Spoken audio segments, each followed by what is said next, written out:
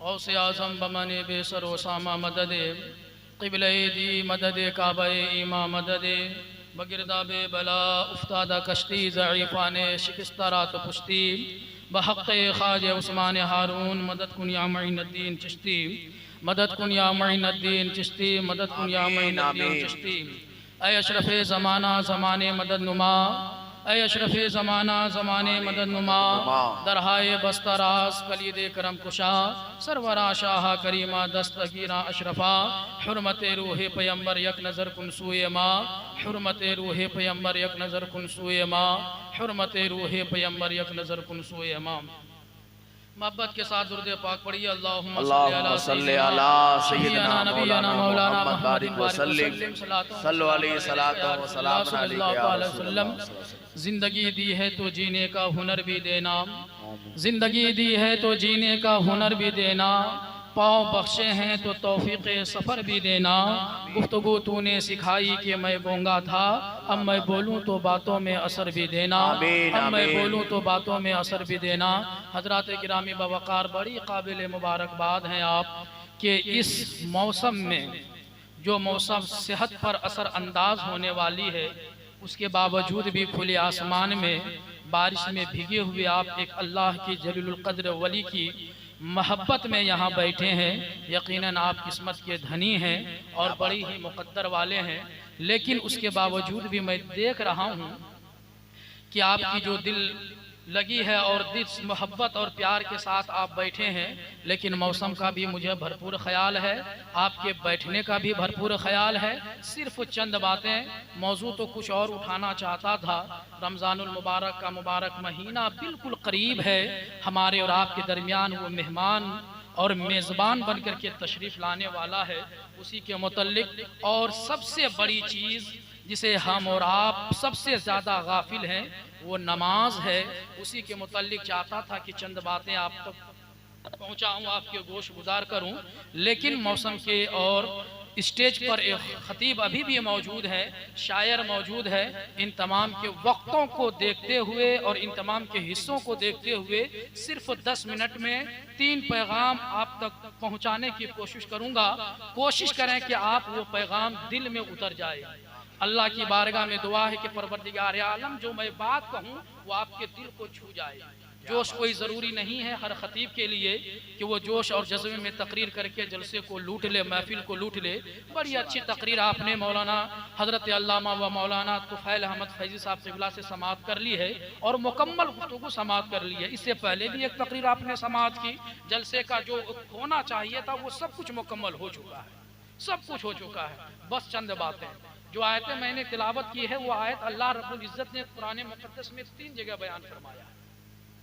वल्लज़ी Arsala रसूलहु bill हुदा व दीनिल हक़, वो आयत कलाम पाक में 3 जगह, 2 जगह तो एक ही चीज़ है, लेकिन एक जगह आखिरी का टुकड़ा जो है आयत मुबारका का वो बदल गया है। एक जगह है वलौ करेहल मुशरिकून और एक जगह है वकफ़ा बिल्लाहि शहीदा।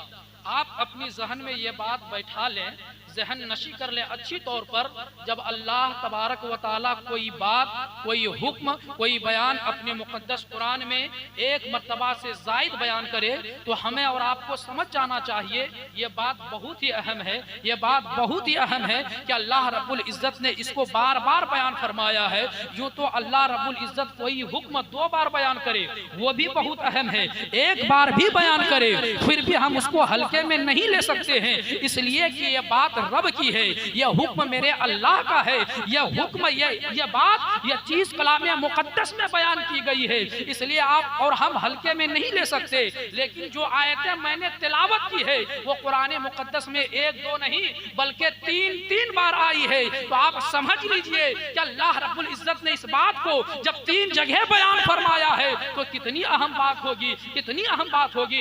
एक बात और इससे पहले आप जहन नशी करें, मैं जो बातें करने जा रहा हूँ वो जबान तो मेरी जरूर होगी लेकिन बात मेरी नहीं होगी। आला हजरत का एक शेर है कि उन्हीं का महफिल संवारता हूँ, चिराग मेरा है रात उनकी, उन्हीं के मतलब की कह रहा हूँ, जबान मेरी है बात उनकी, जो कुछ मैं कहने जा रहा हूँ हूँ, ये ज़बान मेरी तो ज़रूर है लेकिन अल्लाह रब्बुल इज़्ज़त की नहीं, अल्लाह रब्बुल बात अल्लाह रब्बुल इज़्ज़त की है। रब तबारक व तआला ने इरशाद फरमाया हुवल्लज़ी अरसला रसूलहू बिल हुदा व दीनिल हक़, अल्लाह ही की वो ज़ात है, अल्लाह ही की वो हस्ती है, अल्लाह ही की वो ज़ात है जिसने अपने हबीब को, हमारे और आपके नबी को हम में मबऊस फरमाया, हम में भेजा।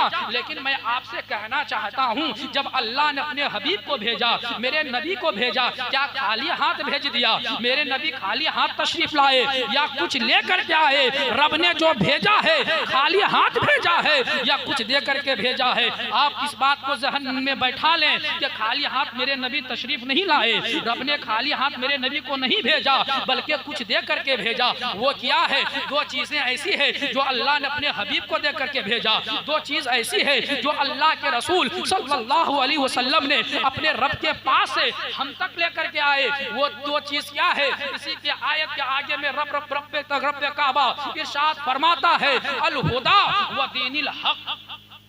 आप जानते हैं अल हुदा किसे कहते हैं? दीन हक किसे कहते हैं? आप जरा बताए। बहुत उछल रहे थे अभी ना आप कलाम पाक को सुन करके, अभी शोरा कराम से नाते नबी सुनी आपने, मनकबत के अशार सुने, बड़े झूम रहे थे। लेकिन आपको पता है दीन हक किसे कहते हैं? जरा बोल करके बताएं कि दीन हक किसे कहते हैं। इन्ना लिल्लाहि व इन्ना इलैहि राजिऊन। अगर हमें यह मालूम ना हो कि दीन हक किसे कहते हैं तो फिर अफसोस का मकाम है, फिर यह इन्ना लिल्लाहि व इन्ना इलैहि राजिऊन पढ़ने का मकाम है। दीन हक मजहब इस्लाम को नहीं कहते हैं। अरे हमारा ये दीन हक है ना, यह मजहब इस्लाम, इसी को तो दीन हक कहते हैं। यह हमारी जो शरीयत है इसी को दीन हक कहते हैं। अब बताइए दीन हक किसको कहते हैं? जरा बताइए, जोर से बोलिए। मजहब इस्लाम को, ये जो हमारी शरीयत, हमारा दीन है, यही है दीन हक। और दूसरी चीज क्या है? अल हुदा। अल हुदा किसे कहते हैं? रमजानुल मुबारक का महीना बिल्कुल करीब है, 1 या 2 दिन के बाद ये मुबारक महीना आएगा। इस महीने में आप अपने मस्जिद के इमाम साहब से या उलमाए किराम से एक आयत पर खूब तकरीर सुनी होगी। अगर आप मस्जिद में अव्वले वक्त जुमा में गए होंगे और रमजानुल मुबारक में अपने मस्जिद के इमाम से तकरीर सुनी होगी तो एक आयत पर खूब आपने तकरीर सुनी होगी। क्या है? शहरु रमज़ान अल्लज़ी उन्ज़िला फ़ीहिल क़ुरआन। ये वो मुबारक महीना है जिसमें अल्लाह रब्बुल इज़्ज़त ने कुरान को उतारा। आगे रब तबारक व तआला इरशाद फरमाता है हुदल लिन्नास। क्यों उतारा कलाम पाक को? लोगों की हिदायत के लिए। बोलिए किसके लिए? लोगों की हिदायत के लिए।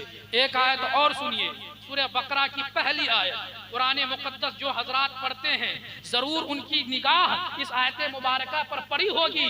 अल्लाह रब्बुल इज़्ज़त कुरान मुकद्दस में फरमाता है अलिफ लाम मीम ज़ालिकल किताबु ला रैब फीह। यह वो किताब है जिसमें किसी शक व शुबहा और किसी गलती की गुंजाइश नहीं, किसी गलती की गुंजाइश नहीं। कौन सी किताब? आगे रब तबारक तआला फरमाता है हुदल लिल मुत्तकीन। मुत्तकियों के लिए हिदायत है। तो रब तबारक तआला ने कुरान मुकद्दस में कुरान के लिए जिस लफ्ज का इंतखाब फरमाया है वो है अल हुदा। क्या है? अल हुदा। आप लोग भी जरा बोले तो मैं भी कुछ दुआएं मिलेगी बोलने की जसारत करूंगा इस वक्त में। क्या है? अल हुदा। आप समझ लिया अल हुदा किसे कहते हैं? किसे कहते हैं? कुरान को। किसे कहते हैं? जरा बोलिए ना। और दीन हक किसे कहते हैं? मजहब इस्लाम को। ये दो चीज मेरे नबी लेकर के तशरीफ लाए। अब ये बताएं कि ये दो चीज जब हुजूर लेकर के आए, क्या हुजूर अपने लिए लेकर के आए या हम लोगों के लिए लेकर के आए? जरा बताइए। क्या बात है? हम लोगों के लिए लेकर के आए या अपने लिए लेकर के आए? एक मिसाल देता हूँ। अल्हम्दुलिल्लाह इस शहर में, इस मोहल्ले में हिंदुस्तान के एक मुकद्दस बारगाह से लोग मुरीद हैं।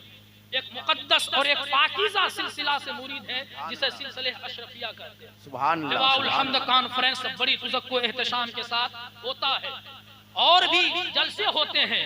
उस जलसे में पीर साहब तशरीफ लाते हैं। पीर साहब आते नहीं आते हैं?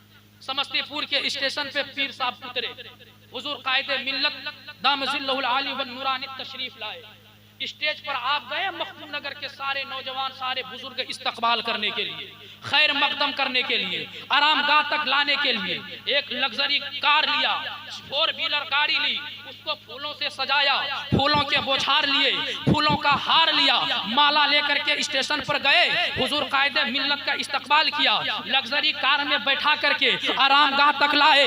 नारों के गूंज में हजरत का इस्तकबाल किया गया। आरामगाह पर जब हजरत तशरीफ ले आए, थोड़ी के देर बाद कायदे मिल्लत ने फरमाया, ऐ मेरे मुरीदों, ऐ मेरे मतवालों, ऐ मेरे चाहने वालों, बड़ी तज़क्को एहतशाम के साथ तूने हमारा इस्तकबाल किया है, बड़ी फराख दिली से हमारा खैर मकदम किया है, लेकिन मैंने अपने साथ दो कीमती चीज लाया था, दो बैग लाया था, दो अटैची लाई थी। लाओ जरा वो दो अटैची मेरे सामने लाओ, मैं कपड़ा बदल लूं, मैं फ्रेश हो जाऊं, उसमें मेरी कीमती चीजें हैं। और आप जाकर के अर्ज करें, हुजूर हम तो आपके इस्तकबाल के लिए गए थे, ये गाड़ी आपके लिए गई थी, फूल के माले आपके लिए गए थे, ये गाड़ी की सजी हुई गाड़ी आपके लिए गई थी, और नारों के गूंज में मैंने तो आपका इस्तकबाल किया, लेकिन जो दो कीमती चीज, जो दो कीमती अटैची, जो दो कीमती बैग आप लेकर के आए थे, वो हम स्टेशन पे भूल गए, उसको तो लाए ही नहीं। अब बताइए, क्या इस इस्तकबाल से आपके पीर साहब खुश हो जाएंगे? खुश हो जाएंगे? सब लोग बोलिए। मैं चाहता हूँ कुछ बातें आपके दिल में उतर जाए, बड़ी जरूरी है बातें दिल में उतारने की। बहुत कुछ हो गया हमारे जलसों से, हो हंगामा, नारों की गूंजे बहुत हो गई, लेकिन फायदा कुछ असर नहीं आता। मैं कोशिश कर रहा हूँ कि कुछ बातें आपके दिल में उतरे। क्या पीर साहब खुश हो जाएंगे? जूते मारेंगे कि दुआएं देंगे? बताइए। जूते मारेंगे ना हुजूर कायदे मिल्लत। अखलाक यूं नहीं है कि जूते मारे। एक मिसाल दे रहा हूं, हजरत ये कहेंगे कि ये इस्तकबाल किस काम के, या नारे किस काम के, या फूल के माले किस काम के? तूने मुझको लग्जरी कार में, फूलों के सजी हुई गाड़ी में लाना पसंद किया, और मेरी कीमती चीज, मेरी अटैची को, मेरे बैग को तुमने टूटे हुए साइकिल पे भी लाना पसंद नहीं किया। खुश होंगे? हरगिज खुश नहीं होंगे। जरा सोचिए, कल कयामत के दिन वो हश्र का मैदान जिसकी हौलनाकी के बारे में आप सुनते रहते हैं, वो कयामत का मैदान। मेरे नबी ने एक मर्तबा फरमाया हजरत जिब्राइल से, ऐ जिब्राइल बताओ जरा जहन्नम के हाल सुनाओ। हजरत जिब्राइल ने अर्ज की, या रसूल अल्लाह, अल्लाह रब्बुल इज्जत ने जहन्नम की आग को दहकने का हुक्म दिया। 1000 साल वो आग दहकती रही, उसके शोले बुलंद होते रहे, चिंगारियां ऊपर उठती रही, यहाँ तक कि जहन्नम की आग का जो कलर है, जो रंग है, वो सुर्ख हो गई। मजीद अल्लाह रब्बुल इज्जत ने 1000 साल तक दहकने का हुक्म दिया। आग दहकती रही, आग भड़कती रही, फिर जाकर के उसकी रंग, उस आग की रंग ये सफेद हो गई। मजीद अल्लाह रब्बुल इज्जत ने 1000 तक उस साल को, उस आग को भड़कने का हुक्म दिया, दहकने का हुक्म दिया। वो आग दहकती गई, शोले बुलंद होते गए, चिंगारियां उड़ती गई, यहाँ तक कि जहन्नम की आग स्याह हो गई, काली हो गई। कसम है उस रब्बे जुल जलाल की, या रसूल अल्लाह, जिसने आपको हक के साथ महबूस फरमाया है, अगर जहन्नम की आग को सुई के नाके के बराबर आसमान दुनिया से इस जमीन पर दिखा दिया जाए, उसकी तपिश हरारत से, उसकी गर्मी से यह जमीन पर चलने वाले इंसान क्या, यह नर्म नाजुक बदन और जिस्म वाले इंसान क्या, बल्कि जमीन के सख्त तरीन पहाड़ और चट्टान जहन्नम के उस आग की गर्मी और उस तपिश हरारत से बर्फ की तरफ पिघलने लग जाए। आगे अर्ज करते, या रसूल अल्लाह, कसम है उस रब्बे जुल जलाल की, जिसने आपको हक के साथ महबूस फरमाया, अगर जहन्नम के जंजीरों को,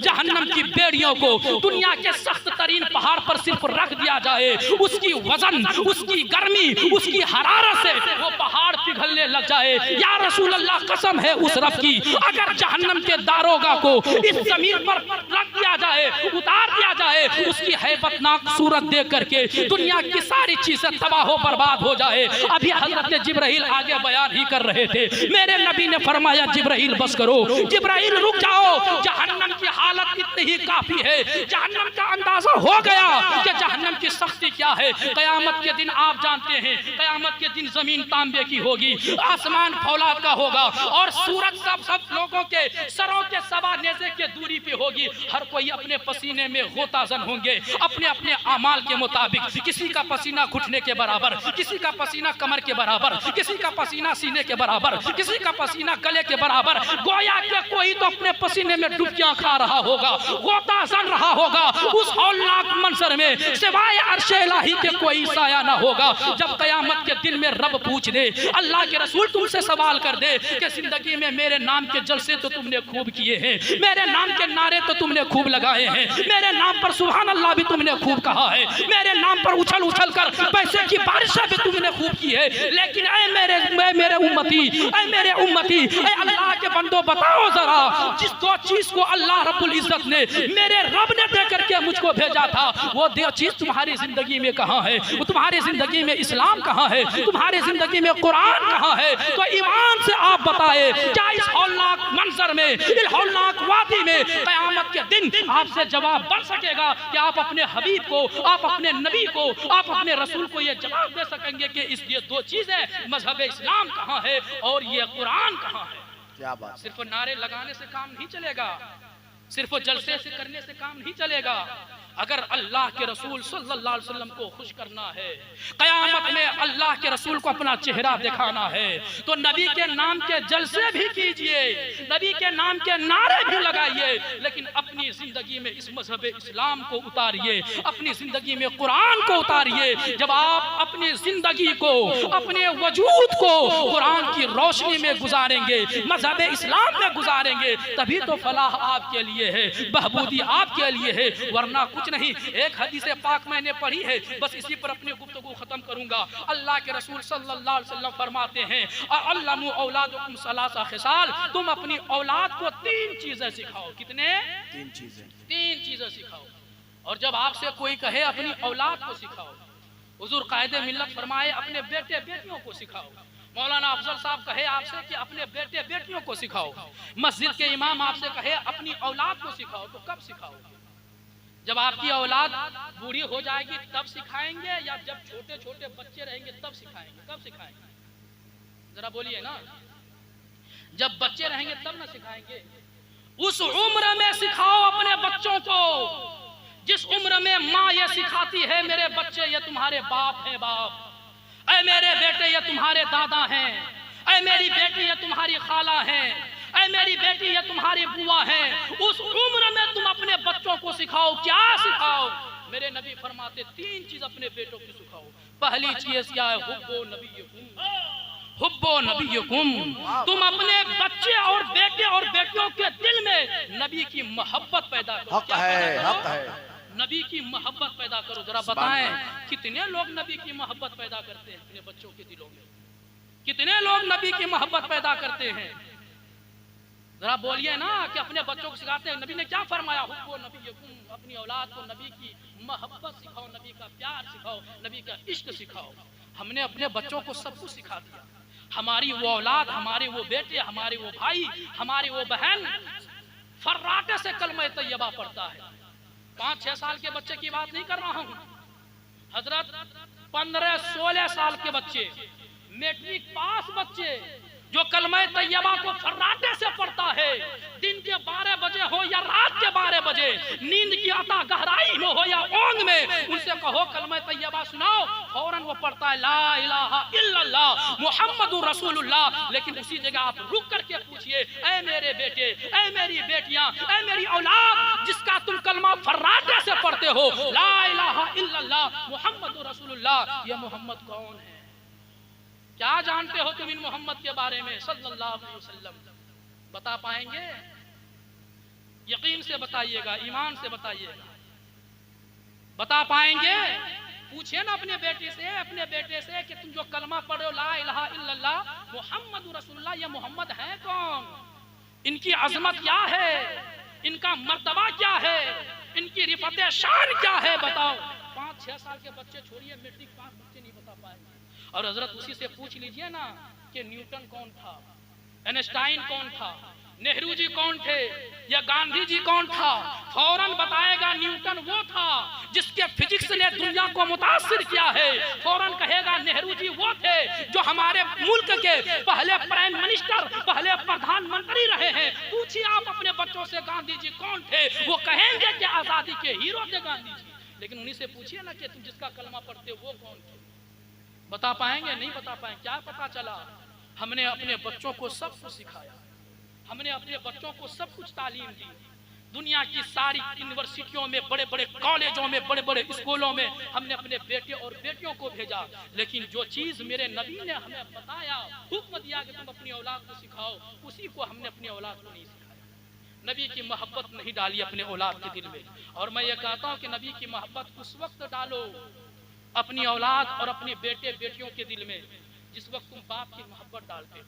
और एक जुमला बढ़ करके कह दूं कि बाप की मोहब्बत से पहले तुम अपनी नबी की मोहब्बत डालो। क्या बात है, क्योंकि क्या बगैर हुब्बे, बगैर बाप की मोहब्बत के अगर आपकी औलाद मर जाए, आपकी बेटी का इंतकाल हो जाए, आपका बेटा मर जाए, रब उम्मीद है रब की रहमत से कि मग़फ़िरत पाए, जन्नत नसीब हो, लेकिन बगैर हुब्बे नबी के मर जाए तो सिवाय जहन्नम के कोई ठिकाना नहीं। डॉक्टर इकबाल कहते हैं कि मोहम्मद से वफा ये जहां चीज है क्या लोग कलम तेरे हैं। मोहम्मद की मोहब्बत दीन हक की शर्त अव्वल है, इसी में होकर खामी तो सब कुछ नामुमकिन। नारे तकबीर, सब कुछ नामुमकिन। नारे